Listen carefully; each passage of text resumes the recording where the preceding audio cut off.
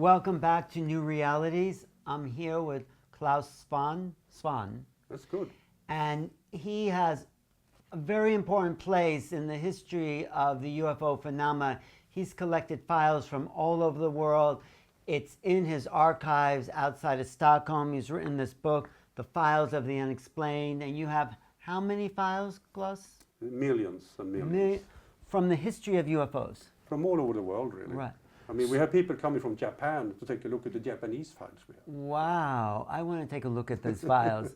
But so let's establish that the UFO phenomena is worldwide. Absolutely. And there's no country that has more or less, would you say? Or there's more documents from some countries, but the sightings are what?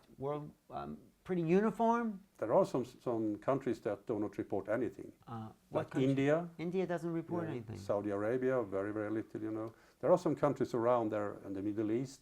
I thought, what's his name, had the sightings in India? The guy from Switzerland. Billy Mayer. Yeah, didn't he have sightings in India? Yeah. He shows the photograph, but that doesn't mean it's real. But you know, Billy Mayer, well... He's suspicious. Yeah, and not only suspicious, I have a huge collection of his photographs at AFU. And you know, when you look at them, you think, okay, wow, no.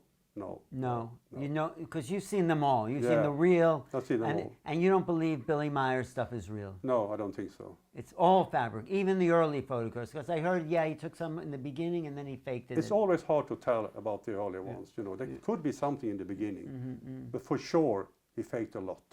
So you're a real expert. Someone shows you a photograph, you should be able to see, is that real or is that a hubcap from a car? We have hubcap pictures as well. I even have a hubcap from a Swedish case that was created. But it's not just UFOs in your collection. It is anomalies, occult, paranormal, everything. Yeah. So what do you make of it all as an expert in this field? What's going on? What's the big picture? That's an important question. It's really, the only question. Because UFOs are not only ETs. Yeah. You know, this is connected to very many other mysteries and even paranormal events. You must really look quite broad into this subject to be able to find a solution. It's not only hardware, it's something else as well. And it's consciousness. It's affecting people's thinking, their perceptions, their awareness. Absolutely. Would you say it's a positive effect on humanity? I think very few people are affected by it. All people are, of course, reacting to it through the films, to the books, to what is written about them. But most people on the street don't really care. No, they don't care. But it's so important. It is. Obviously for us. It's the greatest mystery on earth to me. It is. It's the big. Grant Cameron says this is the Super Bowl of all stories. But what if you take all that you've collected, millions of files? Yeah. What do you think is going on? What's happening to the planet and us? What's your expert opinion? I mean, it's different levels here, really. You touched one with the human mind and the consciousness, which is hugely important. And what's happening inside here is not fully understood at this point. True. So much is happening in here. In our human awareness. Absolutely. And also, physical things are happening. And in between, the physical and non-physical. There are both of them. I mean, the contactees, for example. Yeah. It's hard to understand what they are really experiencing. Well, they don't understand it either, right? But they do experience something. And you shouldn't laugh. You should study them. And that is the problem with science today, I think. I'm really born in scientific thinking. That's my background. You know what Bud Hopkins used to say about science? Science is supposed to investigate the unexplained instead of explaining the uninvestigated. That's a good say. He was great, wasn't he? One of the pioneers. That was really a good say. But so this is so deep. What does it say about us as human beings, I think is where you're getting. What do you feel the phenomena, the anomalies, is saying about our level of sophistication? I'm very much a this and that person, you know. I can see things in black and white, sometimes in the gray area in between. How about color? Yeah. And we are very prone to believing things. Yeah. Look at the religions. So many people are believing in stuff that is not possible to measure. in Right. any way. Right. And we are also very prone to believe in aliens and visitations. That said, we have those physical evidence that things are going on that we don't understand. Yeah. This is affecting us in many different levels. What's the best physical evidence that you've seen? I have a hair from Bigfoot, I have some scrap of material from UFOs in Sweden, but nothing of that is, of course, really good. Wait, the hair from Bigfoot, did you identify the DNA of it? Is it analyzed? I just got it. I haven't done that yet. But Who said it was Bigfoot's hair? Well, it was sent to me from a researcher in the US. He claims that it was from a Bigfoot. How did he get a hair off the Bigfoot? Who knows? Who knows? I mean, this area is covered with things that we don't understand. And also investigators that are not really trained to do this. Right. And that is a problem. So are you going to take the hair from the Bigfoot and analyze it for human DNA? Yeah, Okay, let us know what happened. I will. But this is so valuable. I know it's serious work and it's very valuable, but you know, this should be public knowledge. How do you feel like we can get this to the public? Which do you think you're... I can see what we have done in Sweden. Tell me, yeah. We have really brought this from a level of a laughing matter in the 1970s to a level of really up in the political level, and also media are treating us very fair now. Never anything that people laughs about anymore. They know that UFO Sweden and AFU are serious players in this. Right. So, and we have worked for this for tens of years. I know. Doing long that. time. And I think it takes a lot of time to do that. In the US, you haven't seen exactly the same way. The UFO groups in US have not chosen that path as we have. Well, they haven't been recognized. I mean, and MUFON is a little sketchy anyway. You know. Yeah. So there's no real UFO groups. But talking to Chris Mellon yesterday, he's the one that brought this story to the Times in December 2007. What he did was hugely important. I It mean, it definitely- turned everything around. Yes, yes, he's a real hero for He doing is, that. he is. So that's a big plus for our movement, and it's always nice to meet other UFO people from around the world. The thing is that it was not the UFO guy who brought this. Yes, It yes, was from the government side of this. yes. And that's a shame, really, because in Sweden we have done this from the UFO side. We have brought this from UFO Sweden Yeah. to common knowledge. And I think that is the problem in many countries, that ufologists have tended to look at this as only ETs. Yeah. We are saying that you must look much broader like that. This is a huge phenomenon. It's a huge phenomenon. It's a mystery. I don't know why everyone's not so interested in this. No, We are. yeah, And you know, that's the common language among researchers. It's Yeah. like there's an excitement we have in this conference here in Barcelona. It's like, why isn't everybody here? Why? Yeah. It's strange, right? I mean, you know, sitting in the car going out to interview a witness, that's what makes me tick. What is it sitting with? In the car going out to interview a witness Oh. and meeting those people who have Yes. seen things they don't understand. UFO Sweden knocked doors. We talked to 1,600 Swedes over a couple of years. 10% of those Yeah. had seen something that they didn't report to anyone. Right. We have 20,000 Swedish reports in our files. 1 million Swedes, that's 10%, Right. are having their stories, but not telling them. Wow. So is it more popular in Sweden? Is it a big sighting area country for sightings? No, there isn't any particular place to go. It's quite scattered around Sweden. The reports came from everywhere. Yeah. We have at least one report every day coming Wow. into UFO Sweden. That's great. So it's quite a few people who report. Most of them are, of course, spectral lights in the night and things like Right. Excuse me, What? just to insert, but there's in Norway, there's quite a few, or there's one place, but, that. Yeah, but Hestala. it's very, okay. go- Hestala, yeah. I can tell about Hestala as well. No, we just interviewed the guy.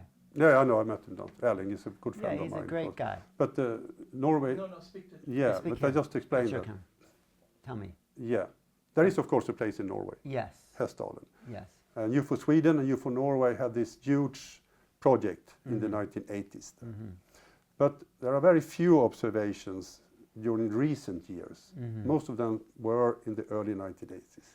Right. So you think if 10% of the Swedish population maybe seen something, you think that might be true of the whole world? That 10%?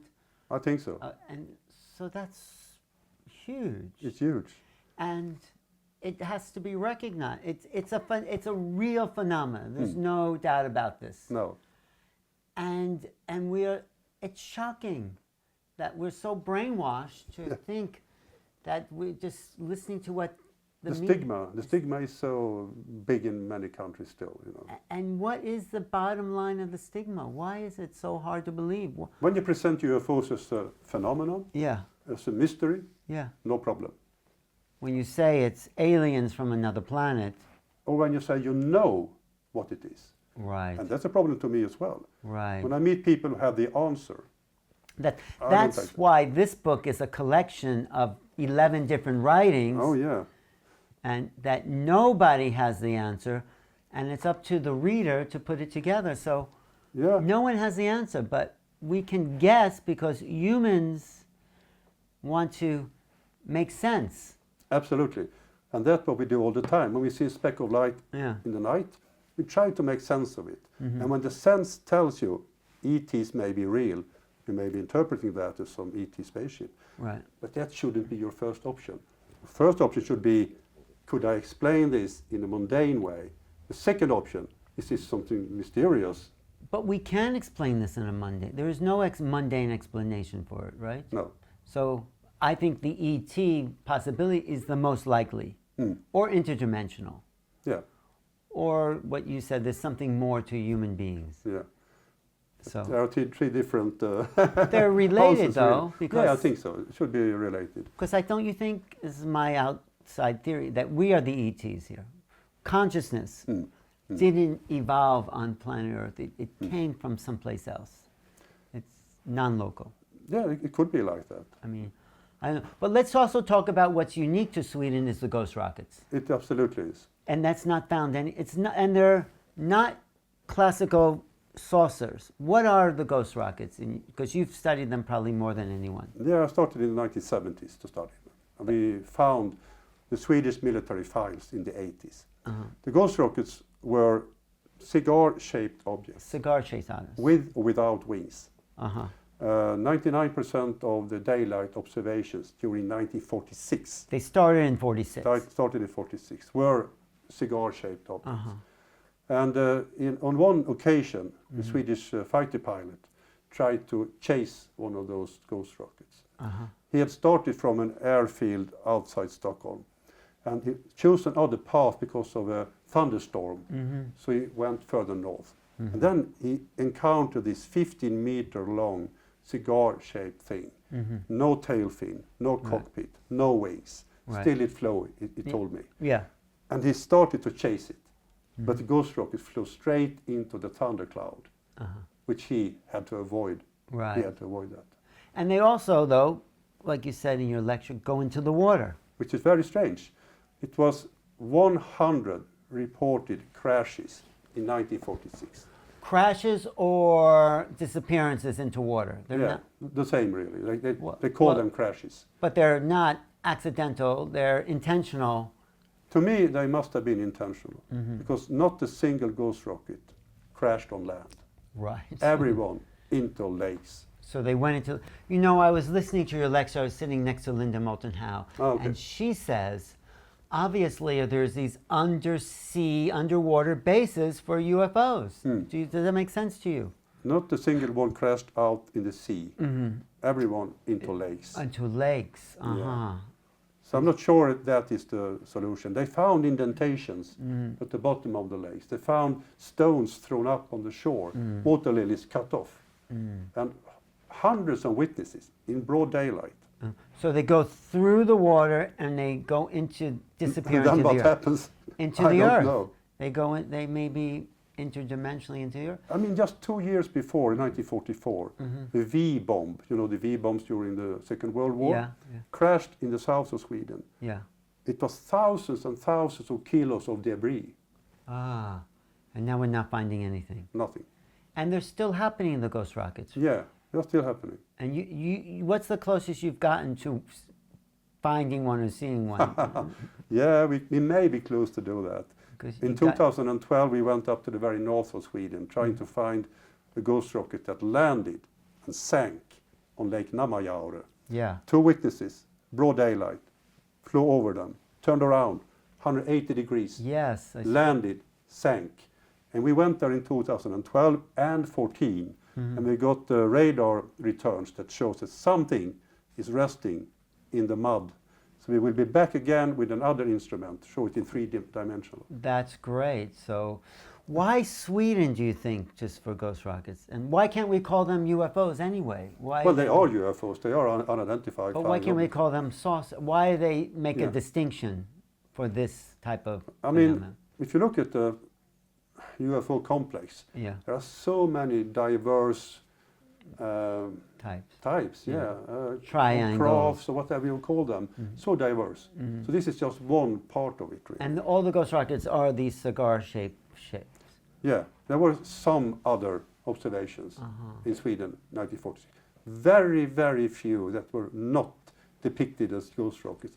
There were some cases in Norway, some crashes in lakes in Norway as well. Lake. Some in Finland, some observations in Well, Denmark. in South America, Lake Titicaca also has those sightings. Yeah, going down in the lake, yeah. And it's so mostly lakes, not oceans, huh? Yeah, maybe the ocean is very big and there's very few people out there. Maybe. So it may happen there as well. Well, off the coast of San Diego, where the Nimitz were, Of course. and also Catalina Island. There's all these Yeah. reports of UFOs, maybe coming out of water, just coming through. Have you seen The Terror in the Sky by Carolyn Corey? Yeah. That little portal Yeah. in space-time. So, putting that together with everything else, can we access your files online? You can access at AFU downloads. Uh-huh. You can get a lot of things for free that we A have lot of scanned. pictures, photos. Mostly magazines and documents. The pictures are being scanned right now. We have 30,000 pictures, something like that. I just saved a huge file archive from the UK with crop circles. Wow. We are scanning all the time, but it's a huge undertaking to make it Of course. public, and we need some money from people. We're doing this for free. So donate some money to Klaus. Please do that, not to me, but to AFU. AFU. Yeah, .se. There we are. AFU stands for Archives for the Unexplained. Archives for the Unexplained. Yeah, that's us. And what do you think of crop circles, of that phenomenon? You know, I follow the crop circus. I went to Britain for 4 or 5 years. I went there too. It's Yeah. fantastic. And what do you In think? the late 80s, early 90s. I met with Doug Bauer, Dave Chorley. I saw how they did this. They Right. explained to me. I've done crop circles myself. Uh-huh. For me, it's man-made. It's all man-made. Yeah. Even the huge one that Especially them. really. That points really in the direction of something or someone who was a skilled artist. But still, it's so, And I knew some other people who are making crop circles in Britain as well. so you think they're all man-made? Yeah, I'm sorry to say that. Oh, Klaus. No, let's follow up because maybe I'll go to Sweden. I'm writing about a case in Norway, but I'd like to share with the Scandinavian UFO groups. Okay. When I finish my book, I'll. You're very welcome, Alan. Thank you. Anytime. Thank you. No, I'd like to go to. I'd like to lecture. Maybe give a little UFO lecture in Stockholm. Yeah, see what we can do about that. All right, maybe next summer. Mm. Because there's a couple other places in Sweden I'd like to visit. Okay, doke. There's a city that has all these festivals towards the west side. You know that town? Gothenburg, Göteborg? Yeah, called in that area, Gothenburg. Yeah, okay. But anyway, to wrap this up for you, this is very important stuff. I wonder if Richard Dolan knows about your work? I'm not sure. I'm going to tell him about it, you Yeah. know. This is Claes Svahn, and he's putting together probably the most important archives on the planet of anomalous, unexplained situations, including UFOs and anomalous activity, Yetis, and everything like that. So I really appreciate your work. Thanks so much. Thank you for having me, Alan. Yeah, Thank you. thank you. Really appreciate it. Thank you.